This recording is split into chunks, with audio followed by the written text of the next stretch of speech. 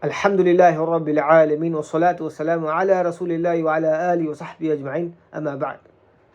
Assalamu alaikum wa rahmatullahi wa barakatuh. Today we're going to start a book called Umdatul Fiqh by Ibn Qudam rahimullah, inshallah.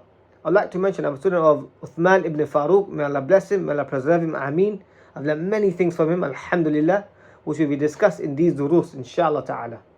A bit about the author of this book. His name is Muwafiquddin Abdullah ibn Ahmad ibn Qudama. He was an early scholar from the Hanbali school of thought. He was born in the year 541 Hijri in the month of Shaban.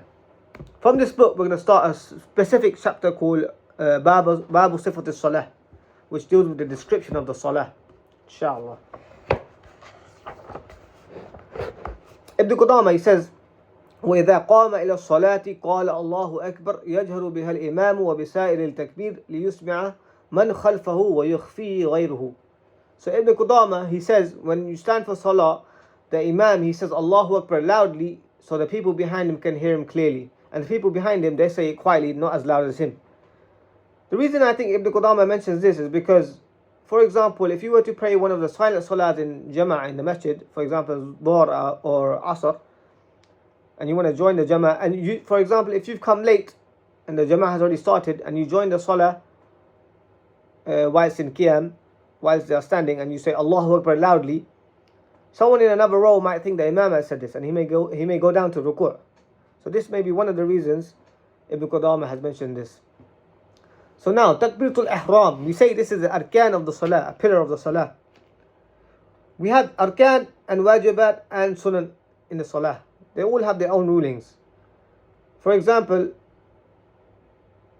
if you mess up a rukn in Salah, you have to repeat that rukn and go back and do sajda sahwa at the end of it. But if you were to mess up a wajib in Salah, you don't repeat that wajib, but you do sajda sahwa at the end of it. If you mess up a sunan in the Salah, you don't repeat the sunan and you don't do sajda sahwa at the end of it. So these are some of the differences in them. But arkan and wajib, they are both an obligation. Now, there's no khilaf in takbir ihram. All say the Salah is began with it. And they say Imam says out loud, people behind him, they say it quietly. This is what the Imams say. Also, what is the dalil, what is the evidences, or what is the evidence for it being an arkan of Salah? Why do we say the takbir al-ihram is a pillar of the Salah? So we have a hadith in Tabrani, which also Shaykh Albani rahimahullah graded it to be sahih in his book Irwa al-Galil. The hadith is as follows to the closest meaning. It says, nobody's salah is accepted without wudu, or in another riwayah it says without tahara, and it goes on to say, and also they should make the takbir.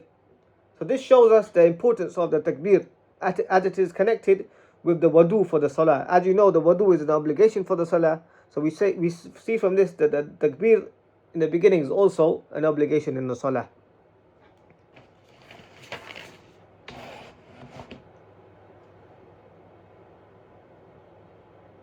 For example, why is it called Takbiratul Ihram? You may wonder why is the word Ihram used? So Ihram coming from the word Haram. Shaykh Albani rahimahullah in his book Sifatul Salah an Nabi sallallahu alaihi wasallam, he mentions this takbir al-ihram is the takbir that makes things haram. So for example, things that are normally halal outside of salah become haram inside of salah. What does that mean? That means outside of salah you can talk, you can laugh considerably, you can eat what is halal. This is all halal outside of salah. But once you have entered the salah, all of these things become haram. So this is one of the meanings we can derive from the word Takbiratul Ihram, from the word Ihram, in this sense, inshallah. And also the Taslim, this is a bit of the side point, is called Tahleel. So the Taslim, when you say Assalamu alaikum wa rahmatullah at the end of the Salah, you have exited the Salah, to exit the Salah, is called Tahleel. Tahleel means that which makes halal. So all the things that were haram in Salah have now, after the Taslim, have become halal again. Ibn Qudama in his book Al-Mughni says we don't know any khilaf on the issue of Takbir al-Ihram.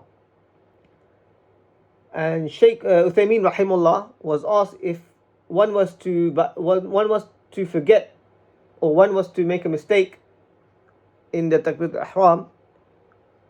For example, if one was to forget them, or even if he was to leave it out on purpose, the norm is that the salah is batil. And also Shaykh Uthaymin rahimullah, he says the salah is batil either way, because the salah can't begin without it. Even if all the other rukns, if all the other pillars of the salah have been carried out, the salah will still not be valid without it.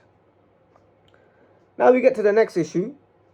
Ibn Qudama, he says وَيَرْفَعُ يَدَيْهِ عند الإبدة التكبير إلى هذو المنكبيه أو إلى فروع أذنيه ويجعلهما تحت سرته.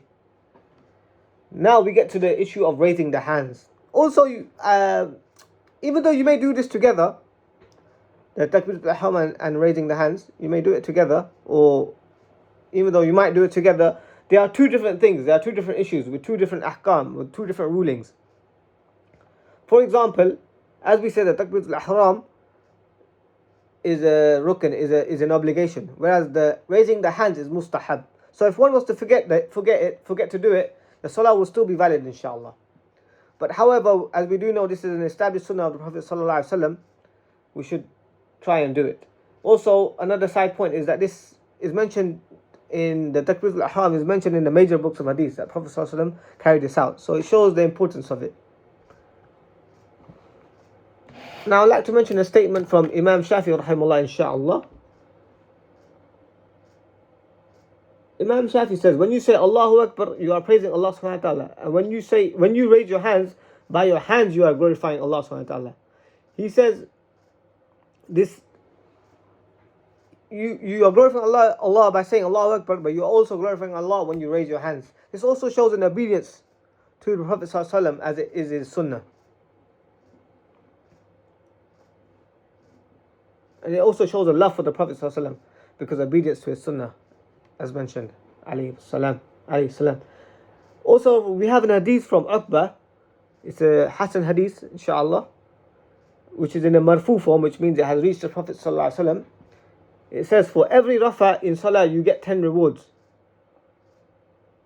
So for the one who knows this is sunnah, and he leaves this, he will be losing the 10 rewards. For example, every time you raise your hands in salah, at the times prescribed, you are getting 10 rewards. And if we were to miss it, we will be missing out on the rewards. So this also shows an importance of raising the hands. And as we mentioned before, there's consensus on the issue of Takbiratul Ihram. Ibn Mundhir, in his book Al-Awsat, he says none of the people of ilm disagreed that the Prophet ﷺ raised his hands when he started the prayer. But now, however, there is a difference on how high you should raise the hands. So some say you should raise it to the shoulder length, some say you should raise it to the ear length. Both of these opinions are based on authentic narrations. So either one you choose is fine, inshallah ta'ala. And I'd just like to mention the hadith. So the one that supports the view of raising to the shoulder is mentioned in Bukhari and Muslim. So this hadith is muttafaqun alayh, which means it's very strong. It is a very strong hadith. This hadith is narrated by Abdullah ibn Umar radiallahu anhuma, says that the Prophet ﷺ opened the prayer with the takbir, raising his hands up to the shoulder at the time of saying takbir. So if anyone raising his hands in the beginning of salah to the shoulder length is no problem, as we know from the hadith, alhamdulillah. Now another narration we have from, which is mentioned in Muslim, says that the Prophet ﷺ raised his hands to ears at the time of reciting takbir. Now this is in Muslim but not mentioned in Bukhari, but is also sahih. However, it is still sahih, so no problem in practicing this either. But some ulama took the opinion that the one in muttafaqun alayh, the one up to the shoulders, as it is mentioned in both Bukhari and Muslim, it is more afdal, more better to do, because it is stronger, as it is mentioned by both of them. But however, the hadith in Sahih Muslim is also sahih, So we're not going to reject either one of them. Ibn Qudamah rahimahullah, he promotes the balanced view in his book, in the book we are reading, Umdah, as he says إلى حذو منكبيه أو إلى فروع أذنيه. So he mentions you can you raise the hands to the shoulders or to the ears. So he has mentioned both of them. The reason he's mentioned both of them is because of both of the narrations are sahih. So he says if Prophet ﷺ did both, why reject one? That was his view. For example, if in another scenario, if one hadith was weak or seemingly contradictory to the other hadith or any of these issues, then it would be a different case. But in this case, alhamdulillah, we don't have this issue, as both of them are sahih, and anyone, you have the choice to practice either, inshallah ta'ala. Now, one last thing that I would like to mention is the mu'tamid opinion of the Hanbali school of thought, which means the reliable opinion of the Hanbali school of thought is that you have a choice. As mentioned in Muqtasar Kiraki, it says when saying takbir, one may raise his hands up to the shoulders or ears. So this is proven that this is the opinion of the Hanbali school of thought. And also Shaykh Uthman supported this view also in his book Sharh al-Mumti, which is an explanation of the book Zad al-Mustaqni, which is another book used in the Hanbali madhab. I hope that makes sense, inshallah ta'ala. From next we will pick up from the next point Ibn Qudamah mentions is about folding the hands, which we will speak about in the next dars, inshallah ta'ala. Jazakumullahu khairah.